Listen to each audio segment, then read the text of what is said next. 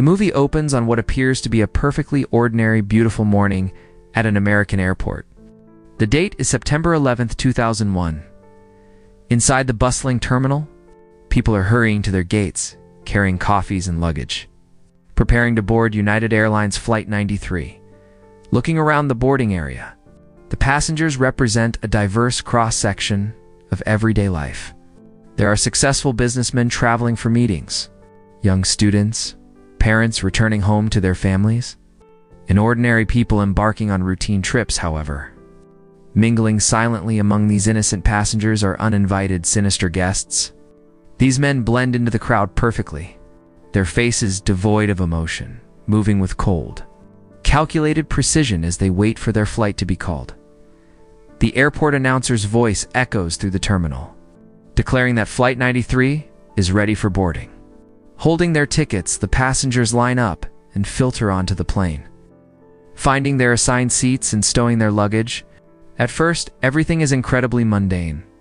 The flight attendants go through their standard safety routines with bright, professional smiles. The passengers settle in, opening newspapers, adjusting their headphones, and preparing for a peaceful flight. But for the uninvited guests, the tension is silently mounting.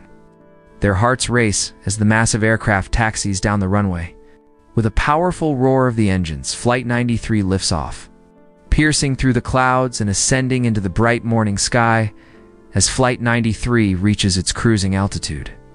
A terrifying crisis is unfolding miles away on the ground. Inside a frantic, high-security air traffic control center, the controllers realize something is horribly wrong with another aircraft. American Airlines Flight 11. The controllers desperately try to hail Flight 11 over the radio, but there is absolute silence. The plane has been hijacked, and all communication has been intentionally severed. Air traffic control is plunged into chaos.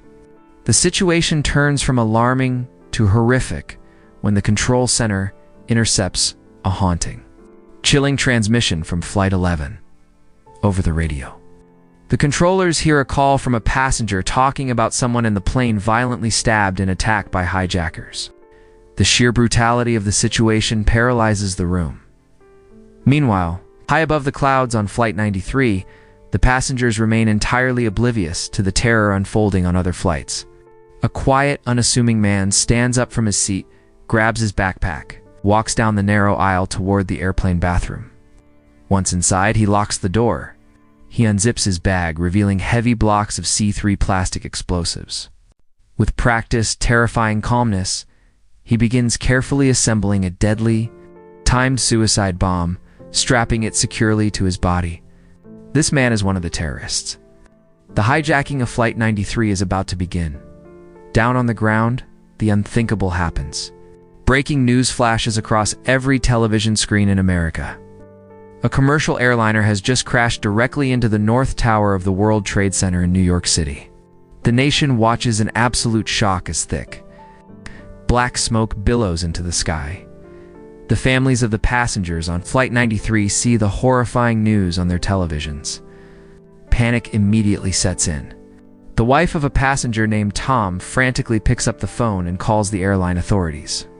The airline representatives, trying to manage the overwhelming chaos, assure her that Flight 93 is safe, secure, and nowhere near New York, but inside the air traffic control center.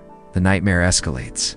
Just minutes later, the controllers watch in sheer disbelief as a second aircraft slams violently into the South Tower of the World Trade Center.